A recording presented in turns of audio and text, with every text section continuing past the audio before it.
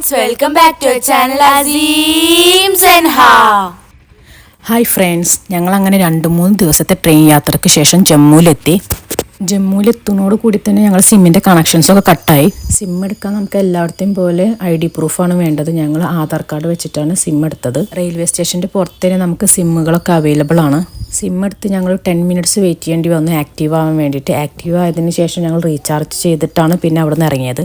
പിന്നെ നമ്മളെ ക്യാബുകളൊന്നും റെയിൽവേ സ്റ്റേഷൻ്റെ ഗേറ്റിൻ്റെ ഉള്ളിലേക്ക് അലൗഡ് അല്ല. റെയിൽവേ സ്റ്റേഷൻ്റെ തൊട്ടടുത്ത് തന്നെ ഒരു ഓട്ടോ സ്റ്റാൻഡ് ഉണ്ട്. അവിടെ നിന്ന് ഓട്ടോ പിടിച്ചിട്ടാണ് ഞങ്ങൾ ക്യാബിൻ്റെ അടുത്ത് പോയത്. ഈ ട്രിപ്പിൽ ഞങ്ങളെ കൂടെ എറണാകുളത്തുള്ളൊരു അങ്കിളും ആൻറ്റിയും ഉണ്ട്. അവർ ഞങ്ങൾ ജമ്മുവിൽ എത്തിയതിനു ശേഷമാണ് കണ്ട് പരിചയപ്പെട്ടത്.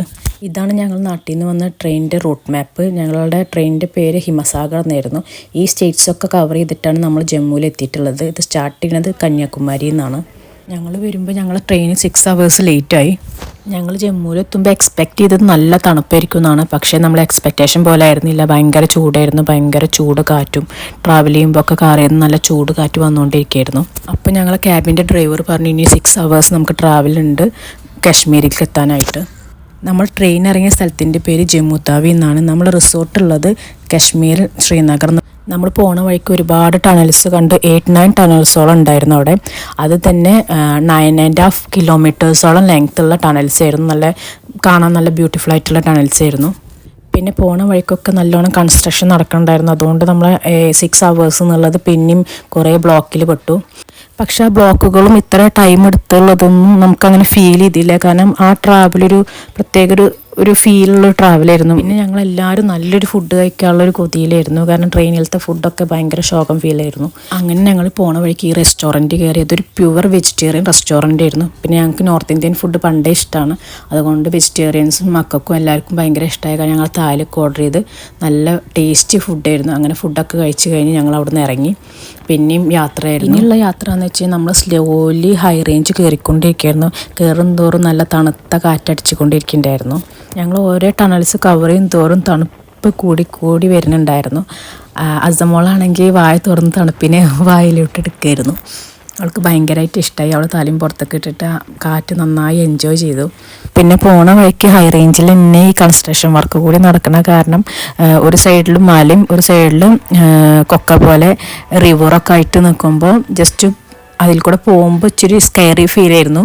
എന്നാലും ഡ്രൈവർ നല്ല എക്സ്പേർട്ട് ഡ്രൈവറും കാര്യങ്ങളൊക്കെയാണ്. പക്ഷെ നമ്മൾ ഫസ്റ്റ് ടൈം ആയ കാരണം കുറച്ച് പേടിച്ചു. എന്നാലും കുഴപ്പമില്ലാണ്ട് രസത്തിൽ എല്ലാം കാണാൻ നല്ല ഭംഗിയുണ്ടായിരുന്നു. പിന്നെ അവിടുത്തെ മണ്ണും സ്ട്രക്ചറൊക്കെ കാണുമ്പോൾ ഒരു കോർഫക്കാനത്തെ ഒരു ലുക്കായിട്ടാണ് എനിക്ക് ആദ്യം ഫീൽ ചെയ്തത്. കോർഫക്കാനത്തെ ഒരു മണ്ണിൻ്റെ സ്ട്രക്ചറും കാര്യങ്ങളൊക്കെ തോന്നി. പിന്നെ പോണ വഴിക്ക് പല സൈഡിലും മലയുടെ മേളിൽ നിന്ന് മണ്ണിടിഞ്ഞ് വീണ് കിടക്കുന്നുണ്ടായിരുന്നു. ഇത് മഴക്കാലത്താണ് കൂടുതൽ ഉണ്ടാവുക എന്നാണ് ഡ്രൈവർ പറഞ്ഞത്. പിന്നെ എന്ന് വെച്ച് കഴിഞ്ഞാൽ മഴക്കാലത്ത് ഈ മിക്കവാറും ഈ റോഡുകളൊക്കെ ക്ലോസ് ചെയ്യും. പിന്നെ ഈ 8 അവേഴ്സ് എന്നുള്ളത് പിന്നെ അതിലും കൂടുതലാവും ബ്ലോക്കിൽ പെട്ടിട്ട്. ചിലപ്പോൾ ആ ഒരു റോഡ് ക്ലോസ് ചെയ്തിട്ട് പിന്നെ അലൗ ചെയ്യില്ല. പിന്നെ 2 ദിവസം കഴിഞ്ഞിട്ടായിരിക്കും ഫുൾ ക്ലീൻ ആക്കിയിട്ടൊക്കെ ആയിരിക്കും റോഡ് ഓപ്പൺ ആക്കുക. പിന്നെ അവിടെ ബ്ലോക്ക് ആവാനുള്ള വേറെ കാരണം എന്ന് വെച്ച് കഴിഞ്ഞാൽ ആടുകളിലൊക്കെ ആയിട്ട് ഇതുപോലെ ആളുകൾ റോട്ടിലൂടെ പോകും. അങ്ങനെയും കുറേ ബ്ലോക്ക് കിട്ടും റോഡിൽ. പക്ഷെ അവിടുത്തെ ഡ്രൈവേഴ്സൊക്കെ എനിമൽസിനെ റെസ്പെക്റ്റ് ചെയ്യുന്ന കൂട്ടത്തിലാണ്. അവരൊന്നും ഹോൺ അടിക്കുക disturb ചെയ്യുകയൊന്നും ചെയ്യണ്ടാവില്ല. Our just car of ചെയ്തിട്ട് അവിടെ അങ്ങനെ വെയിറ്റ് ചെയ്തൊക്കെ അവർ പാസ് ചെയ്യാൻ വേണ്ടിയിട്ട്. പിന്നെ പോണ വഴിക്ക് ഒരുപാട് ട്രക്കുകളും ബ്ലോക്കിലുണ്ടായിരുന്നു അവിടെ പണി നടക്കണ കാരണം കൊണ്ട്. നമ്മളിങ്ങനെ കാറിൽ മൂവ് ചെയ്യും തോറും പുറത്തുള്ള ആളുകളുടെ ഡ്രസ്സിങ് സ്റ്റൈലും പതിയെ ഇങ്ങനെ മാറുന്നതായിട്ട് ശ്രദ്ധപ്പെടും. കാരണം ഇത്തിരി വൂളൻ ടൈപ്പ് ഡ്രസ്സുകളിലേക്ക് ആളുകൾ ഇങ്ങനെ മാറിക്കൊണ്ടിരിക്കുന്നത് കണ്ടിരുന്നു. പിന്നെ ഞങ്ങൾ കുറച്ച് ഹൈ റേഞ്ച് യാത്രകളൊക്കെ കഴിഞ്ഞതിന് ശേഷം പിന്നെ ഇത്തിരി സിറ്റി ടൈപ്പ് സ്ഥലത്തേക്ക് എത്തി. അവിടെ അത്യാവശ്യം കാറുകളും ആളുകളും കടകളൊക്കെ ആയിട്ട് നല്ല അത്യാവശ്യം തിരക്കുള്ള കൂട്ടത്തിലായിരുന്നു. റെയിൽവേ സ്റ്റേഷനിൽ നിന്ന് ഇറങ്ങിയതിന് ശേഷം ഇതാദ്യമായിട്ടാണ് ഇതുപോലത്തെ ഒരു സിറ്റി പോലത്തെ ഏരിയ കാണുന്നത്. അതുവരെ ഫുൾ മലകളും പിന്നെ ഒഴിഞ്ഞ പ്രദേശങ്ങളൊക്കെ ആയിട്ടാണ് നമ്മൾ കണ്ടിരുന്നത്. പിന്നെ ചായ കുടിക്കാൻ വേണ്ടി ഡ്രൈവറോട് വണ്ടി നിർത്താൻ പറഞ്ഞു. അപ്പോഴാണ് 7 o'clock കഴിഞ്ഞിട്ടും അവിടെ ഇരുട്ടാവാത്തത് ശ്രദ്ധയപ്പെട്ടത്. നമ്മളെ നാട്ടിലത്തെ ഒരു 4-4:30 ടൈമിൻ്റെ ഒരു ഫീലായിരുന്നു അവിടെ. 7:30 ഒക്കെ ആകുമ്പോഴും ആ ഒരു വെളിച്ചം ഉണ്ടായിരുന്നു അവിടെ.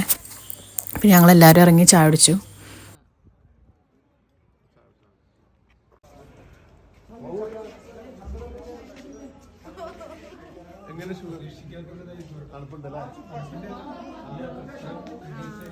ഞങ്ങളങ്ങനെ ചായയൊക്കെ കുടിച്ച് അവിടെ നിന്ന് യാത്രയായി. ഞങ്ങൾ റിസോർട്ടിലേക്ക് അടുക്കാറായി.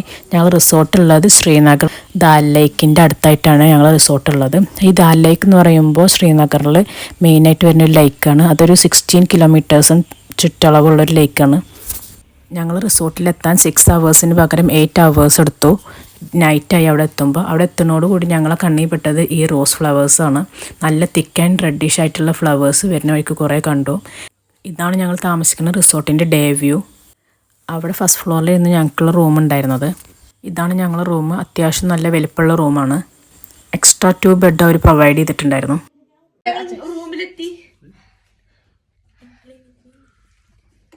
നല്ല തണുപ്പാണ് ഗൈസ്.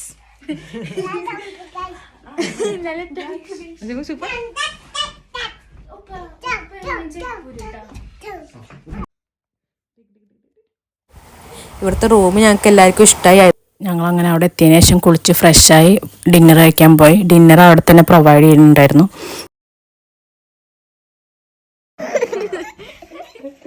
നിങ്ങൾക്ക് ഈ വീഡിയോ ഇഷ്ടപ്പെട്ടു വിചാരിക്കുന്നു. Make sure that you like, share, comment, subscribe. See you guys next time. Bye bye. Peace out.